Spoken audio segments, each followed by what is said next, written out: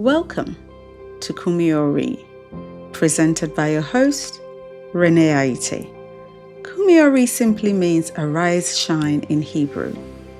Here at Kumiori, each episode of this podcast offers insights into the scriptures through a Hebraic lens, giving you a fresh perspective and nuggets of wisdom to inspire and guide your journey.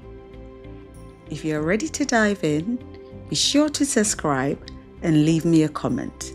Let's explore these timeless treasures together.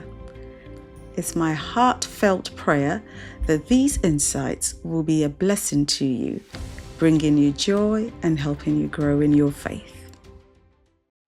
So last week in episode 5, we looked at forgiveness. Peter's question to Jesus about how many times shall I forgive my brother when he offends me? And Jesus' answer to him, forgive up to 70 times 7, which we looked into means forgive up until you are blameless. Forgive up until you are complete. Forgive up until you are unimpaired. So today we're going to continue looking into forgiveness and going into Matthew 18, 23 to 35 to look at a story a parable that Jesus told his disciples. So it reads, therefore the kingdom of heaven is like a certain man who wanted to settle accounts with his servants. And when he had begun to settle accounts, one was brought to him who owed him 10,000 talents. But as he was not able to pay, his master commanded that he be sold with his wife and children and all that he had, and that payment be made. The servant therefore fell down before him, saying, Master, have patience with me, and I will pay you all. Then the master of that servant was moved with compassion, released him, and forgave him the debt. But that servant went out and found one of his fellow servants who owed him 100 denarii, and he laid hands on him and took him by the throat, saying, Pay me what you owe. So that fellow servant fell down at his feet and begged him, saying, Have patience with me, and I will pay you all. And he would not, but went and threw him into the prison until he paid the debt. So when the fellow servants saw what had been done, they were very grieved, and came and told the master all that he had done. Then his master, after he had called him, and said to him, You wicked servant, I forgave you all that debt because you begged me. Should you not have done the same and had compassion on your fellow servant, just as I had pity on you? And his master was angry and delivered him to the torturers until he should pay all that was due to him. So my heavenly Father also will do to you if each of you from his heart does not forgive his brother his trespasses. And so I want us to look at this parable and try and understand what Jesus was trying to say. So for every parable Jesus told, there were 3 things that he wanted you to have in mind.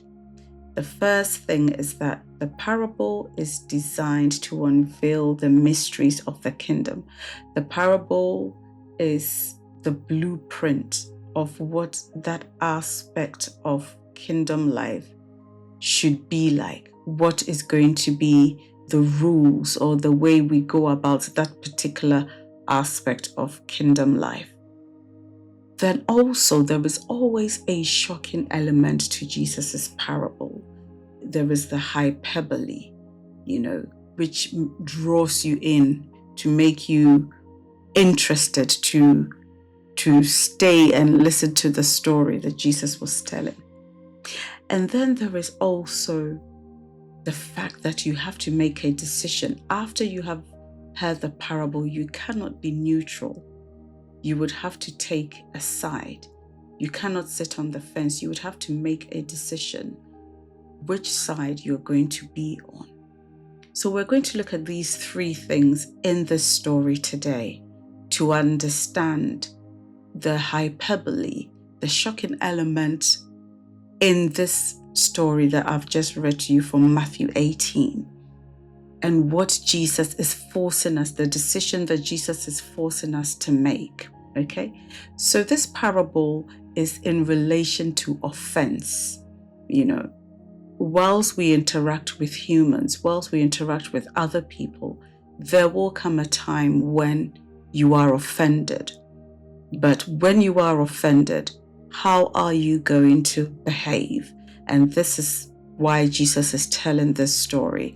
And this is why he's putting in this shocking element of 100 denarii and 10,000 talents. Now, in order for us to understand 10,000 talents, we would have to use the Bible to interpret the Bible.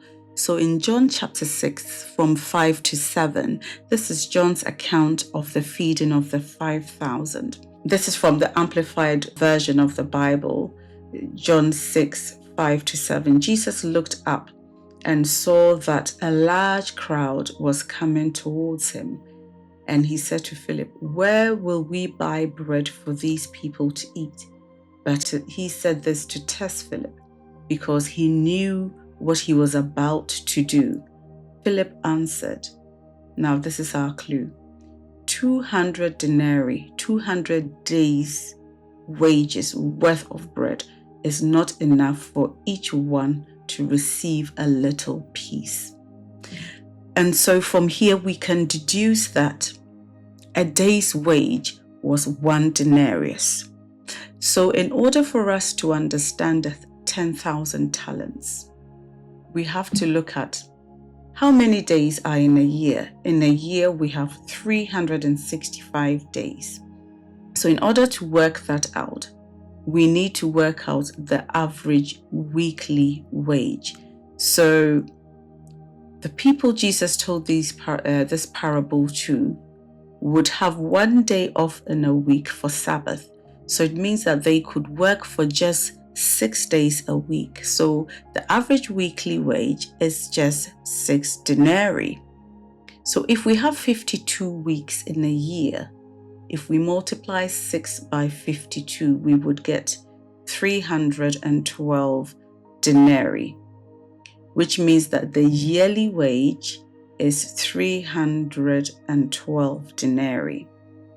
So then, if we need to work out the value of the talents, 1 talent is 6,000 denarii. So in the story here, we have 10,000 talents, which means that this servant owed 60 million denarii. That's a lot of money. If we're going to divide 312 by 60 million denarii, approximately 192,308 years. If the average yearly wage is 312 denarii, then in order for you to work averagely to get 60 million denarii, it means that it will take you 192,308 years before you can work to get 60 million denarii. And who on earth can work that long? And even Methuselah, who lived 969 years, would not be able to work that long to get that amount of money. So next time you are offended, I want you to just remember how much you owe God. You owe God 60 million denarii, and your fellow brother or sister owes you just 100 denarii. If they had to work to pay you off, at least 3-4 months they could work to pay you off. But what you owe God, you cannot repay. It would take you so many lifetimes to repay God. So what is Jesus trying to say here? What Jesus is saying to us, that God has wiped a debt so massive away for us, one that would take us 192,000 years to repay. So why do we struggle to forgive our fellow brother or sister the little that they have done against us? If God showed us such mercy, why can't we do the same for others? Stay blessed. Thank you for listening. Hope you will come back soon and listen to some more things from the scriptures. Share, subscribe, and comment. Thank you.